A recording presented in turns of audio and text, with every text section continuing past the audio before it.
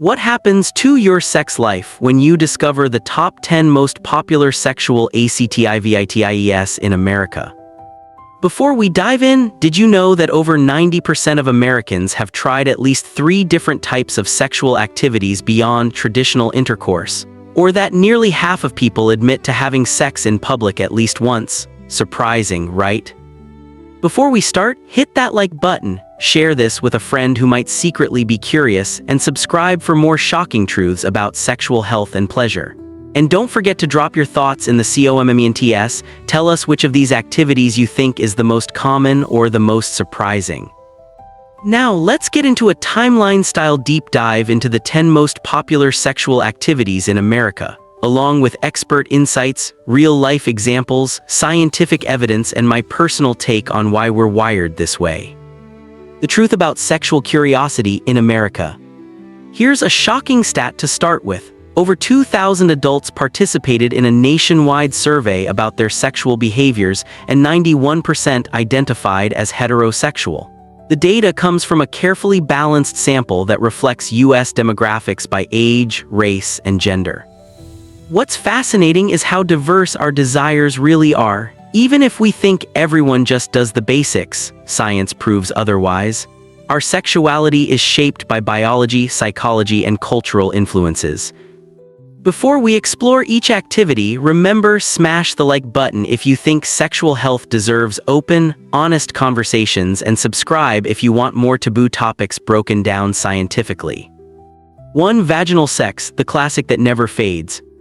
Not surprisingly, vaginal sex remains the most common sexual activity. Around 88.5% of men and 91% of women report engaging in vaginal intercourse regularly when they have a partner. But here's something deeper. Why is this so universal? Biologically, vaginal intercourse is hardwired into human reproduction, but it's also tied to intimacy. Psychologists say vaginal sex activates bonding hormones like oxytocin, reinforcing emotional closeness. Real-life example: couples in long-term relationships often report that vaginal sex becomes less about novelty and more about connection. Scientific insight: studies from the Journal of Sexual Medicine show that couples who maintain vaginal intimacy report higher relationship satisfaction compared to those who don't. Question for you: do you think vaginal sex is more about physical pleasure or emotional intimacy? Comment below. 2. Masturbation, solo pleasure without shame. Over 80% of both men and women say they've masturbated at least once in their life. In the past month alone, 64% of men and 41% of women reported self-pleasuring. Why so common? Masturbation is a natural way to explore your body, release stress, and even improve sexual health. Science says masturbation reduces cortisol, the stress hormone, and can improve sleep by releasing endorphins. For men, it may lower the risk of prostate cancer when done in moderation. My take: society still stigmatizes masturbation, especially for women. But when you strip away the shame, it's one of the safest forms of sexual expression. Practical tip: if you're in a relationship, talking openly about masturbation can reduce jealousy and even enhance partnered sex. Quick reminder, before we go deeper, like this video if you believe masturbation shouldn't be taboo, and share it with someone who needs to hear this. 3. Oral sex, the gateway to variety. Over 80% of men and women have given or received oral sex. It's a huge part of foreplay and satisfaction for many. But here's the catch: yes, you can still get sexually transmitted infections, STIs, through oral sex. Studies show oral transmission of herpes, gonorrhea, and even HPV is more common than most people think. Real-world perspective: many couples use oral sex to explore pleasure without the risk of pregnancy, but forget about STI risks. Expert insight: using condoms or dental dams reduces risk significantly. Fun fact: some research suggests that oral sex may even increase emotional bonding because it shows a willingness to prioritize your partner's pleasure. 4. Watching pornography, a hot-button topic. Here's a controversial one: 82% of men and 60% of women admit to watching porn. Porn is polarizing. Some see it as harmless fantasy, others see it as damaging. Science-backed pros: moderate porn consumption can help people understand their fantasies, reduce sexual anxiety, and improve solo or partnered sex life. But the risks: overconsumption can desensitize the brain's reward system, making real-life intimacy feel less exciting. A study from JAMA Psychiatry showed that excessive porn use correlates with reduced gray matter in parts of the brain linked to motivation and decision-making. Personal note: like any media, porn is a tool. It can be educational or destructive depending on how it's used. Question: do you think porn helps or harms relationships? Comment below, I'd love to hear your take. 5. Sexy lingerie and underwear, simple yet powerful. 75% of women admit to wearing lingerie for their partner, and surprisingly, 26% of men choose underwear to impress their partner. Why does it work? Psychologists say visual novelty triggers dopamine release, which boosts attraction. It's not about the fabric, it's about the psychological anticipation. Practical tip: couples who occasionally surprise each other with new outfits report higher sexual satisfaction. 6. Sending nudes, the digital turn-on. Technology changed everything.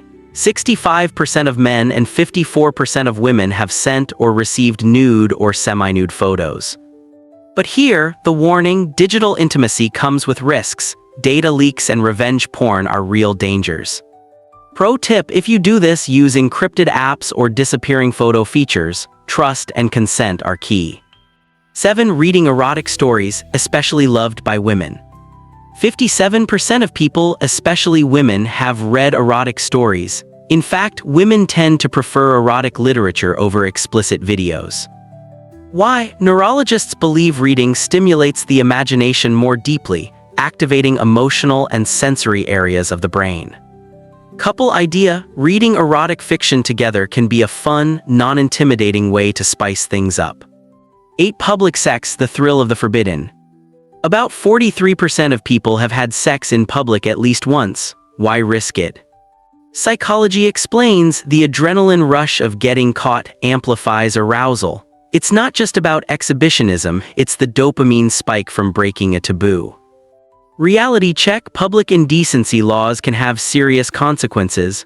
Always think twice before trying this. 9. Anal sex, pleasure beyond the norm.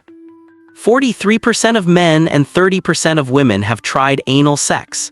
It's still considered taboo, but nerve-rich areas like the prostate for men and surrounding regions for women can create intense pleasure. Safety tip: always use lubrication, go slow, and communicate. 10. Spanking and light BDSM. Around 30% of people have tried spanking. Why does pain mix with pleasure? Neurology shows that mild pain releases endorphins, which can heighten pleasure signals in the brain.